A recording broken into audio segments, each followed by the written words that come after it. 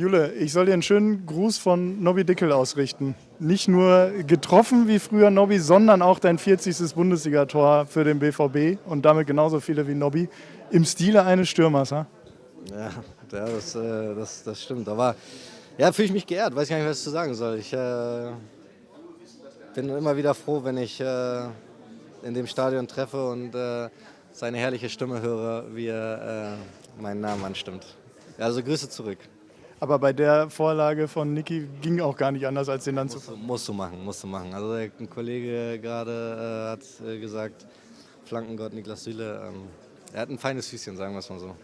Jetzt ist nach 55 Pflichtspielen in diesem Kalenderjahr Weihnachten. Wie verbringst du Weihnachten und mit welchem Gefühl geht es jetzt in die Winterpause nach diesem 2:0? Ja, ruhig. Ich werde mich mal vom Radar ein bisschen, oder dem Radar mal ein bisschen entfliehen. Klar, Familie ist logisch. Bei mir gibt es jetzt da keine großen Geschichten. Grundsätzlich standen wir schon oft, glaube ich, vor einer Weihnachts- oder Winterpause hier zusammen. Auch in den vergangenen Jahren viel auch nach Unentschieden oder Niederlagen, die ein bisschen wehtaten.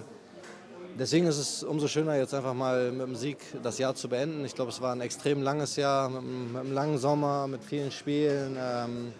Aber grundsätzlich fand ich mit vielen positiven Ereignissen und ja, es ist schön, das Jahr dann auch so zu beenden. Pascal, Glückwunsch, 2:0, Sieg, du zurück in der Startelf. Wie hast du das Spiel draußen erlebt? Ja, ich glaube, dass wir ganz ordentlich angefangen haben, ein bisschen den Faden verloren haben. Es ist halt immer so, wenn es 1:0 steht, hat der Gegner noch Hoffnung, probiert mitzuspielen und das haben die auch gemacht. Wir haben uns schwer getan teilweise, aber im Endeffekt haben wir 3 Punkte geholt jetzt vorm Urlaub und es ist extrem wichtig, mit einem guten Gefühl zu gehen. Du hast jetzt lange nicht so viel gespielt, warst aber sofort wieder im Spiel eingebunden, viele Bälle gekriegt, auch schöne Bälle nach vorne gespielt. Für dich kein Problem, sich da wieder zu akklimatisieren, sag ich mal? Ja, natürlich nicht ganz so einfach, aber ich trainiere jeden Tag mit den Jungs, deswegen gibt es da keine Probleme. Ich habe probiert, einfach ordentliches Spiel zu machen, meine Kollegen einzusetzen und letztendlich haben wir gewonnen, das zählt. Du hast schon gesagt, Kollegen einsetzen, 2 richtig schöne Bälle auf Serou, einer glaube ich auf Karim. Was hat gefehlt, um vielleicht so ein bisschen früher den Sack zuzumachen? Einfach, das sind dann Aktionen von den Jungs, die so viel Qualität haben, die so viele Tore schießen oder vorbereiten.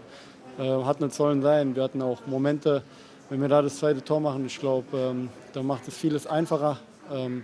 Wenn du das Spiel nicht beendest, nicht killst, dann, wie gesagt, ist es immer schwer bis zum Schluss. Jetzt die Pause, du hast es gerade eben schon gesagt, für dich zum zweiten Mal kein Boxing Day. Wie wird Weihnachten im Hause Groß gefeiert?